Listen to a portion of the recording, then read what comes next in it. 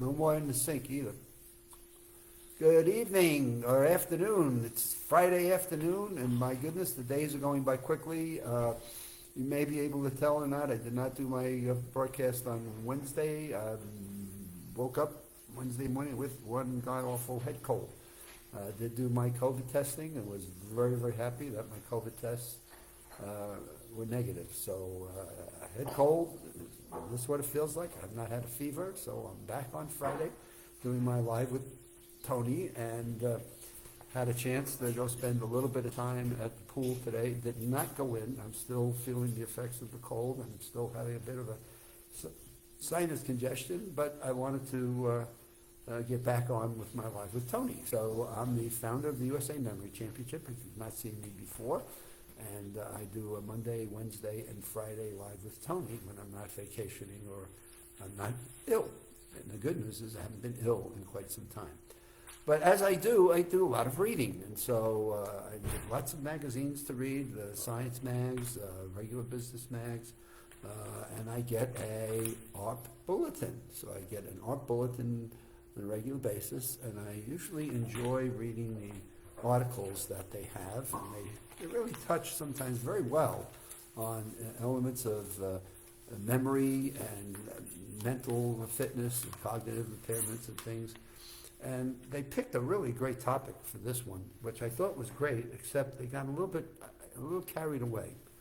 And the key was, where are my keys?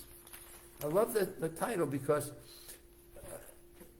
I cannot tell you how many workshops I've done over the last 20 plus years. I've done a lot of them, and thousands of people. One of the hot topics and things are, where are my keys?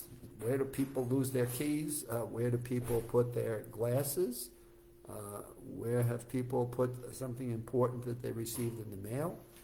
And it is not unusual for people to be asking those questions at a seminar, thinking, oh my goodness, if I can't find my keys or my glasses and or where I put an important piece of mail, it must have some form of major mental impairment or dementia or early signs of Alzheimer's. And I say, stop it. Stop it. The very first question I will ask people, and they look at me with this strange puzzled look, is, did you take the time to remember to remember? And they look at you like, what are you talking about? And brings me back to adding, where did I park my car, right? Oh my goodness, I couldn't find my car in the parking lot. And I asked, well, did you remember to remember? Now, what does that mean? Did you focus? Did you take a pause in the moment you wanted to remember something to lock it in? Because if you want to remember things and you want to know where you put your keys, you want to know where you've placed your glasses, if you've randomly put them down when you're busy doing something, or washing your face, or you want to remember where you've put a piece of important mail, or you want to remember where you parked your car, then at the moment that you're engaged in that activity, then you need to say, stop, I can't multitask, I can't be in a stressed mode, I can't be anxious, I can't be half asleep, which is all covered in this article very well. But in those moments, it's really simple. I don't need to go through this whole matrix. They put this whole matrix in here, and I say, oh my God, if this was written but for the American Medical Association, they've done a great job in the marketing piece. But I don't agree with it. And why I don't agree with it is because very often, if you aren't in the mode to remember, and therefore your focus is distracted, and you're multitasking, you're taking care of the kids, or you're trying to talk to somebody on your cell phone, or you're trying to remember, gee, I got to park my car, where I can't find a spot. I mean, I put my glasses down in a haste because I went to answer the phone, and I put them down on a counter, and now I went to look for them, and I'm done with the phone because the phone kept me busy. I mean, we live in a very crazy, anxious world, and COVID did not help it. The COVID lockdowns sent people, as I'm reading more and more, numerous thousands of people to psychiatry, psychology, what's wrong with me? And the simplicity of it is how are we handling the items in our life that are coming at us, boom, boom, one after another. And how we keep those compartmentalized, not to realize that they impact our ability for our brain to focus on one thing at a time. Excuse me for a minute, a sneeze may be coming.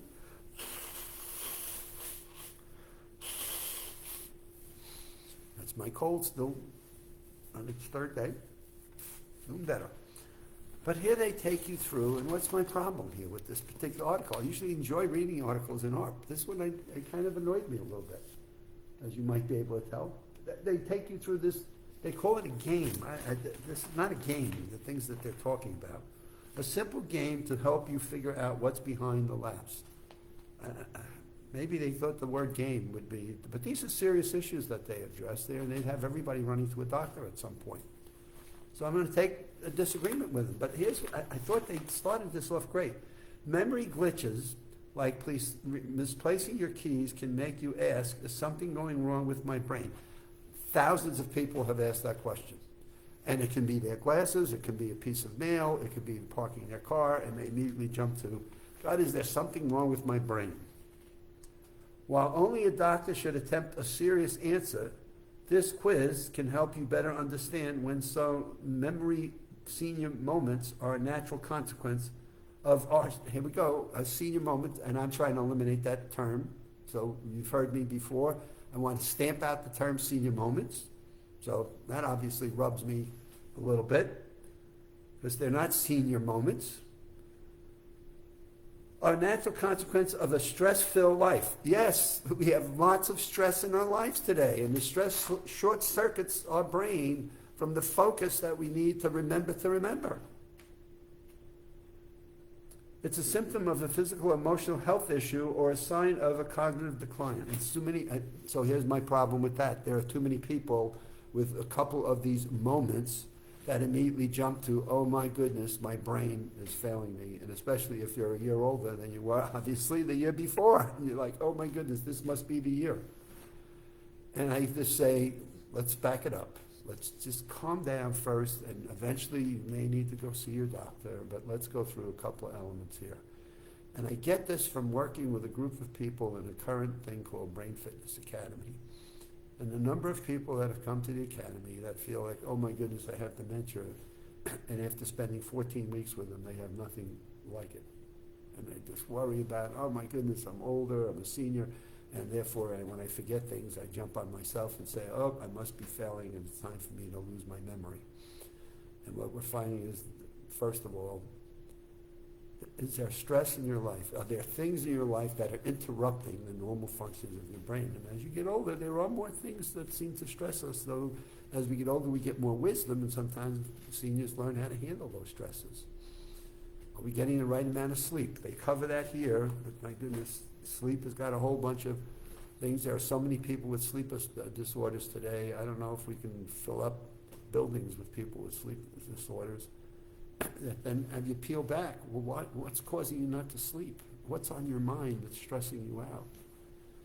And let's not run to a doctor until we back that up and say, God, let me write that down. I've done mind maps with people with sleep challenges. And it's amazing when you see their mind maps, what they can eventually look at, say, now I understand why I don't sleep. God, my brain, I don't want my brain to rest. It's constantly in some stress or problem-solving mode.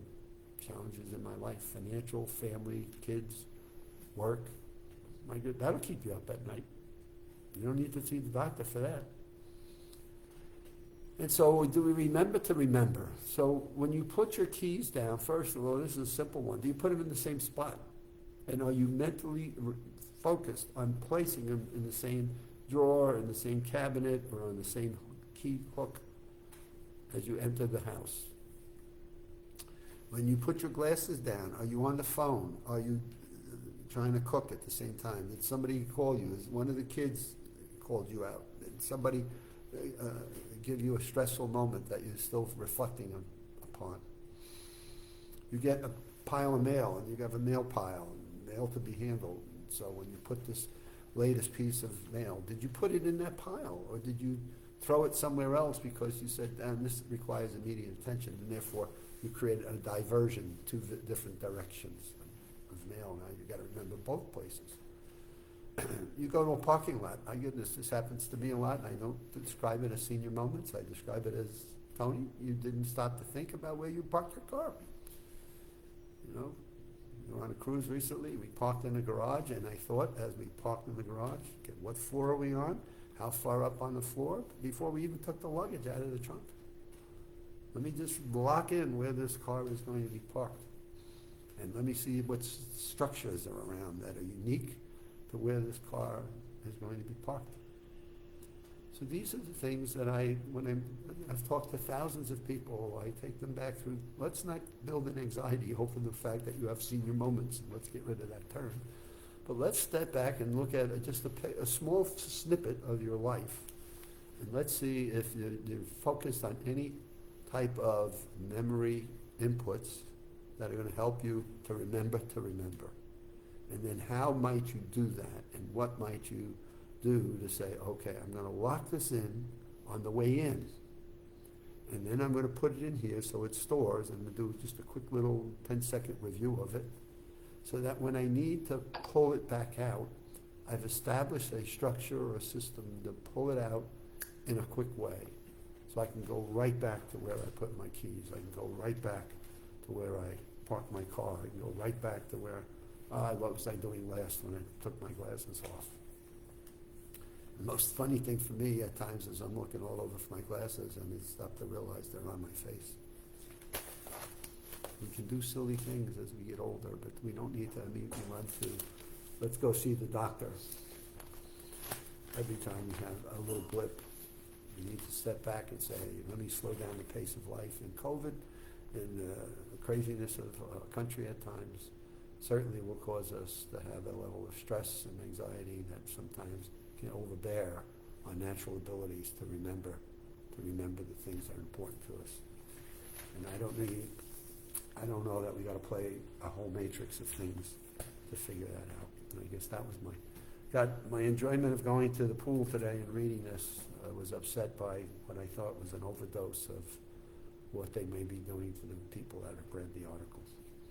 So keys to remember. Do you want to remember? Do you take the time to think about how you're going to remember and block out all the distractions?